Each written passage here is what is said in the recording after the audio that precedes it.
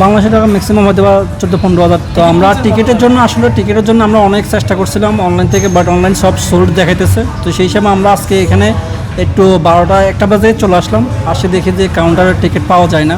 Last হয়তো আমরা 200 টাকাটা 60 টাকাটা 200 টাকা হয়ে গেছে, সেটাও আমরা অ্যারেঞ্জ করলাম। আর 60 টাকাটা 200 টাকা হয়ে গেছে। আমরা 2টা টিকিট নিলাম 400 দারামস, 400 দারামস, যেটা হয়তো মানে বাংলাদেশি টাকা কত টাকা? বাংলাদেশের টাকা ম্যাক্সিমাম হয়তো বা 14-15 হাজার। 14-15 হাজার টাকা দিয়ে দুটো টিকিট একটা কত 7.5 7,500 টাকা। দুইটা প্রায় 15,000 টাকা। মানে এইখানে কি টিকিট কালোবাজারি নাকি দাম না। বেড়ে যায় চাহিদা অনুযায়ী?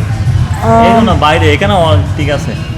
এখানে মানে ঠিক আছে, আর বাট অনলাইনে কি হয়েছে জানি না। এটা 14,000 টাকা দিয়ে দুটো টিকিট একটা ম্যাচ দেখার জন্য অনেক বেশি না? এই টাকাটা তো দেশে পাঠাতে পারতেন। ঠিক আছে, এটা ঠিক আছে, কিন্তু এই ম্যাচটা হয়তো বা কখন আর আসবে কিনা বা ফিউচারে দেখতে পারবো কিনা এটা তো হয়তো বা জানি না। তাই হয়তো বা একটু সাপোর্ট দেওয়ার জন্য, নিজের কাছে হয়তো একটু ভালো লাগার জন্য, বা ফ্যামিলির কখনো যাই বলতেও পারবো যে বাংলাদেশে একটা ম্যাচ দিচ্ছে, বা হয়তো বা দেখছি ম্যাচটা ওইখানে এনজয় করছিলাম।